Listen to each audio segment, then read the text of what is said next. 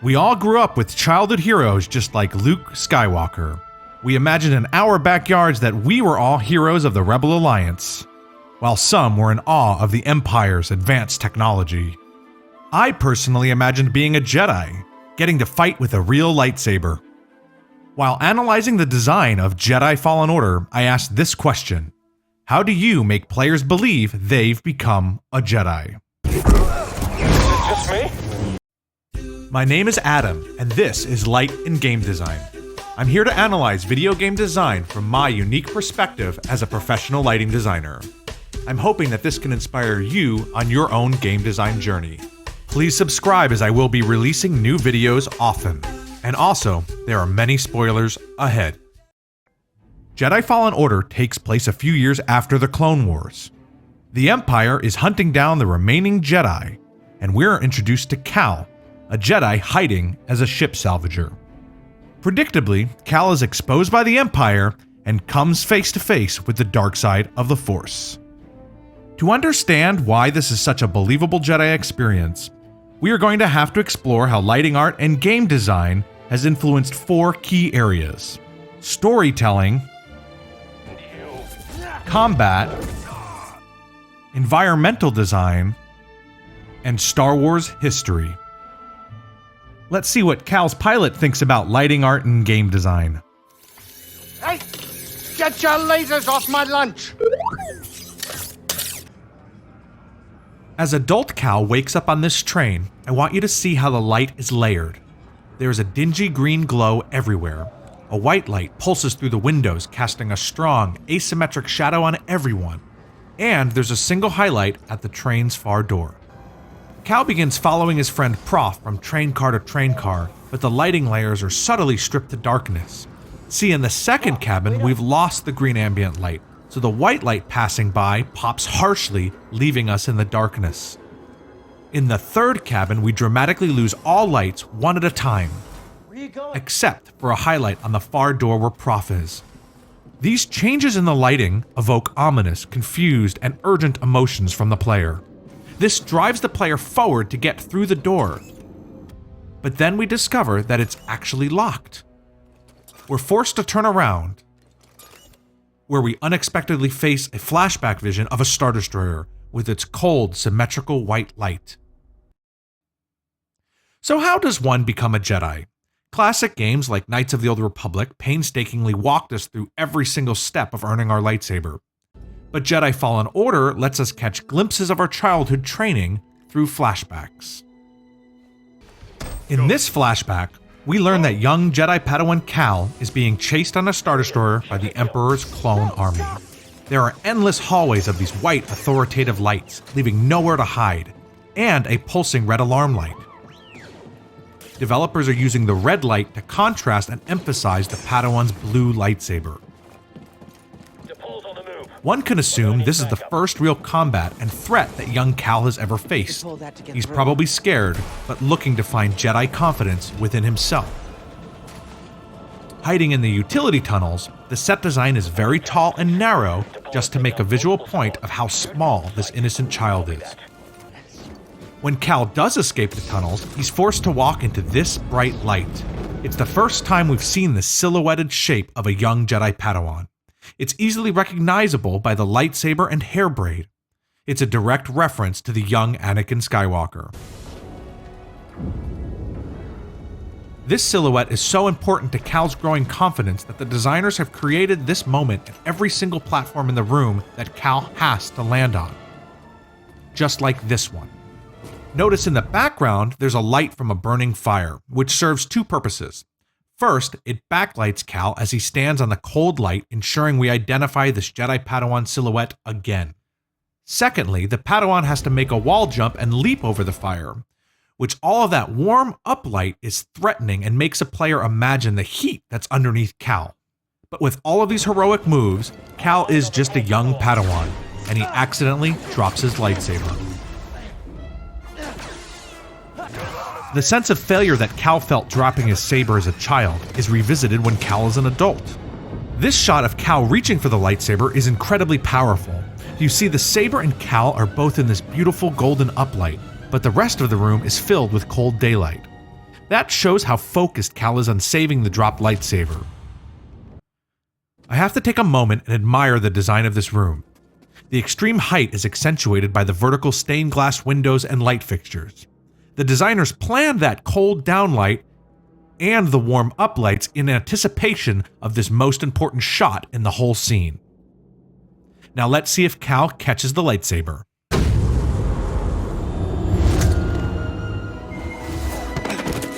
Force is with me. It connects us. Let's look at the difference between the light and dark sides of the Force. On the Jedi planet of Ilum, we find a temple of puzzles left by the Jedi of the past.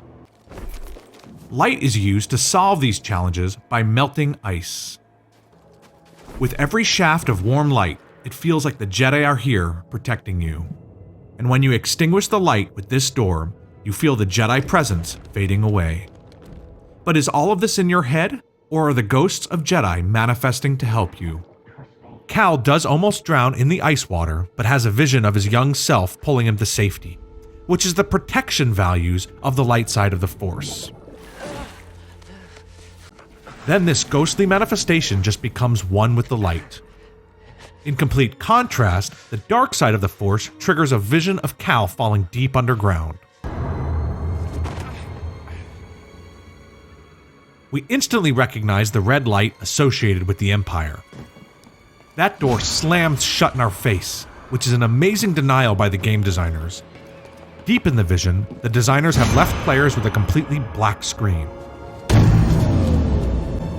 It simply says, "Hold to illuminate your lightsaber." That lightsaber, which has been our safety torch the entire game, is now a terrifying blood red. Cal runs down this bridge as stark white light reveals the authoritative nature of this room. Red and white light will often turn pink when added together, like a pink Darth Vader. But the developers have carefully crafted this white and red light so that Cal stands out clearly in the white, while the floor and back wall are blood red.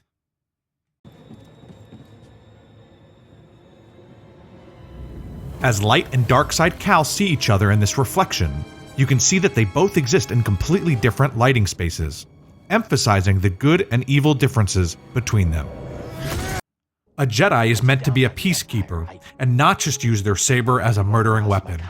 This is a touching moment where the Night Sister, who assumed we arrived to kill her, makes peace with us.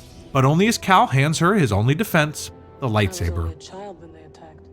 The saber casts an extremely bright glow upon her face, emphasizing the sad emotions she's expressing to us. Let's look a lot closer. Notice these two reflections of the lightsabers in her eyes? That's what makes the players connect with her and feel her mourning at this point. In this second shot, we can see the lightsaber's glow casts on both of their faces. Despite the saber being a weapon, the shape of light emanating between them feels like the candle on the center of a dinner table, evoking an intimate and personal connection between these two characters. One of the game's most important tasks is to make combat feel like you're a real Jedi. This will be the first time a player will get to see a lightsaber turned on, so it needs to be a very impressive gesture. Cal is purposefully designed to be hiding in the shadows so that the lightsaber can be impressively bright. You don't need to call this in. Let's watch it again in slow motion so you can notice how much adding blue light to the scene creates exciting drama.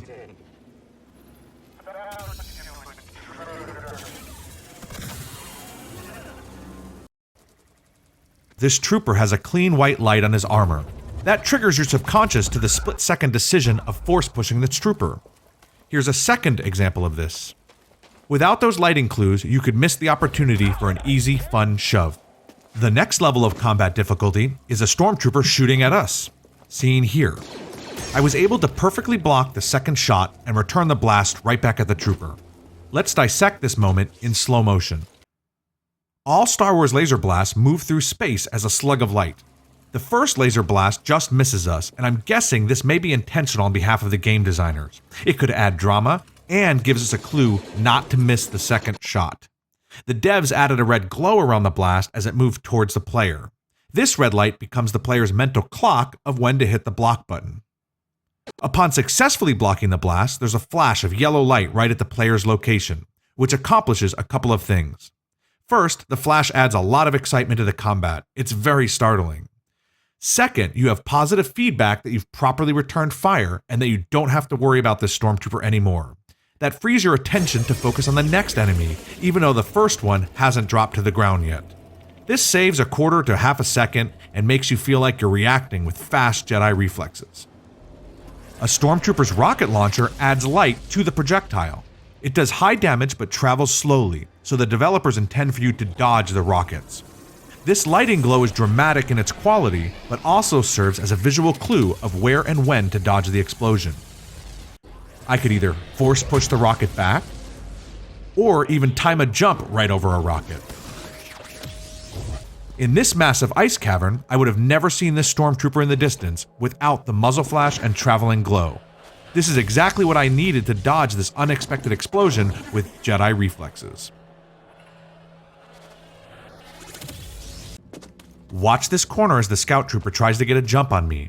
I'm able to perfectly execute a parry block. That's because I caught a glimpse of the bright light of his axe for just a fraction of a second. Again, without these little lighting clues, I would have never pulled off this cool Jedi move. We've looked at how lighting can make combat easier, but what about lighting combat that's designed to be challenging? Difficult encounters take longer, so the artists take the time to create cinematic lighting environments specific for each battle to happen. This emotionally raises the stakes as you have to concentrate on killing the enemy. Look how both characters are lit dramatically in this white backlight. You can see their shadows crisp on the ground as they fight each other, which literally doubles the scale of the action within your screen. Once you do defeat a hard enemy, you can get a glory camera shot. Watch Cal deliver this final kick in a dramatic sidelight. Then Cal comes to rest as a Jedi silhouette in the strong backlight. This becomes a moment for the player to catch their breath and admire the powerful Jedi that they're becoming. Notice that combat scenes tend to be darker. This is done so that all of the lighting flashes can seem brighter and more exciting. I'll count all of the lighting flashes in this small bit of combat.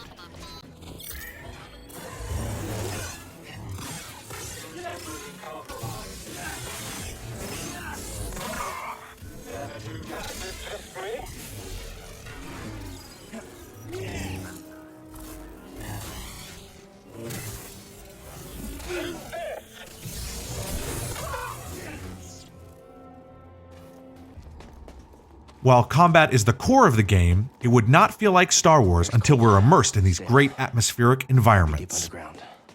In between action scenes, the developers want to create a sense of mystery and exploration. So while exploring the darkness of this cave, the lightsaber becomes a unique flashlight that sets the Star Wars mood, much like a famous archaeologist and his trusted torch.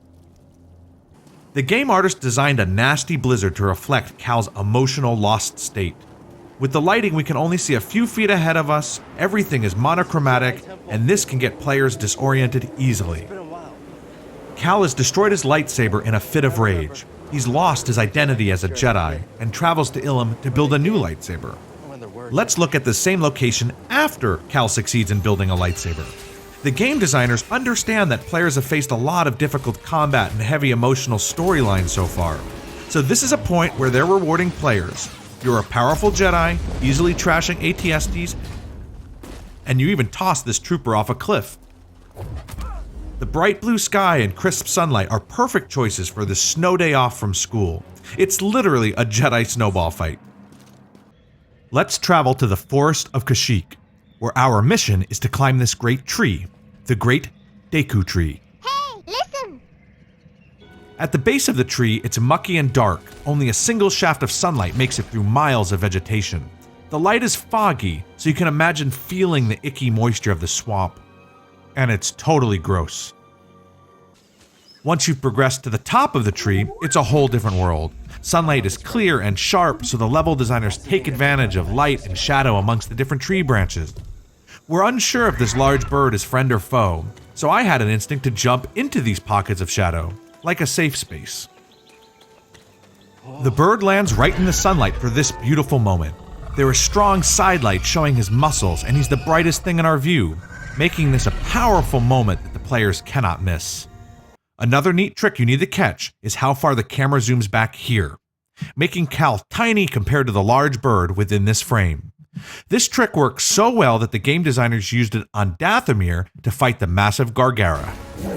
By keeping Cal small to emphasize Golgara's large size, this becomes a real David vs. Goliath moment, adding a lot of stress that you can't possibly beat such a large boss. But as you wound Gargara, look how he retreats into the shaft of light. Outside on Dathomir, we see the primary light source are torches, reinforcing the tribal nature of the Night Brothers and Sisters. Every fungi plant has a red tint, which then makes this green smog stand out. I personally imagine the green color is poisonous spores you shouldn't be breathing, which is a perfect choice because every creature on Dathomir is poisonous. Now watch this lighting transition happen as we cross underground. All of the red and green colors are drained to just a black necropolis of vines. There's a sudden horror movie vibe to the atmosphere. All of these great environments lead us to explore the rich history that the game developers have added to the Star Wars universe. For example, they introduce us to the Zepho, a civilization of Force sensitives that are thousands of years older than the Jedi. The first time we explore Zepho ruins, we are dwarfed in this massive ancient elevator. To keep the sense of mystery high, the lighting is dark around us with a thick mist. We have no idea what we'll find at the bottom. Unexpectedly, a shaft of warm light pierces the elevator as we arrive. Every player subconsciously thinks, I'm 1,000 feet underground, so where is this light coming from? This feeds the player's need to explore the ancient ruins. The level designers have created a moment for us to stand and get a sense of awe with this vista of the Zepho Temple. You'll see sunlight piercing through thousands of feet of ice, casting an eerie green glow around the cavern. That contrasts directly with the warm stained glass windows.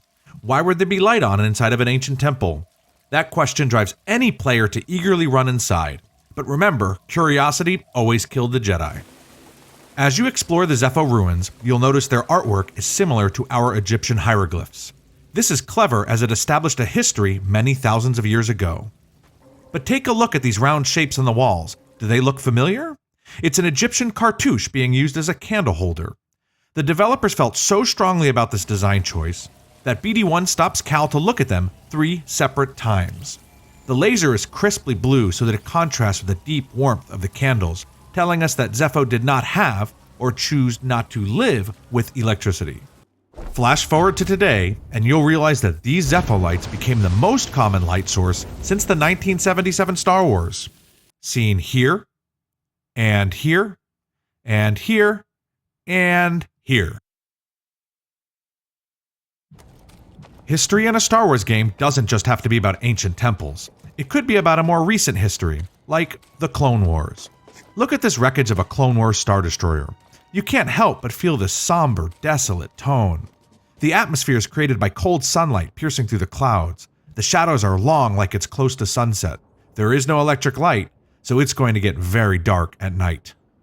Inside the wreckage, we learn the entire ship has crashed on its side, which is a metaphor illustrating the state of a destroyed Jedi Order. This huge hole in the ship lets in the same somber sunlight, which leads your imagination to think about the destruction of a Star Destroyer crashing. There are some electric lights, but they're used to trace the vanishing point into the darkness, which emphasizes the massive scale of a Star Destroyer and just how small Cal is within the Star Wars universe. Deep in the ship, we find this rusted out hallway where there is electricity, but it is still struggling as sparks fall from the ceiling. Cal crosses the flooded hallway, and you notice all of the lights on the right side have been destroyed. Just imagine the destruction of a Star Destroyer crashing. Let's rewind to this moment that Cal jumps on a beam. A single side light emphasizes the beam, making it clear to any player that they should quickly jump on it and navigate the water trap. The lighting clue keeps the player from hesitating so they can move quickly like a Jedi with Force intuition. Also notice this hard, clean shadow of Cal on the wall. That silhouette of a Jedi, even for a fraction of a second, makes a player's imagination run wild. Just what happened here? Which Jedi fought in this hallway? Could we be following in the footsteps of a young Obi-Wan Kenobi? With this rich environmental history, I feel haunted by the ghosts of Jedi past. If you haven't played Jedi Fallen Order, You really should immerse yourself in this amazing Star Wars experience. As you guys made it to the end of the video, here's your bonus food for thought before we part ways. So I need your opinion.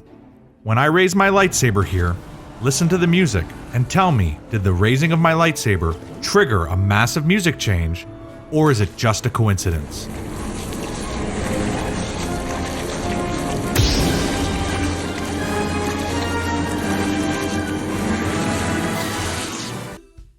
Thank you guys for coming on this game design journey with me. If you enjoyed, please leave a like and subscribe, as I will keep this series going. And I'd love to chat with you in the comments below.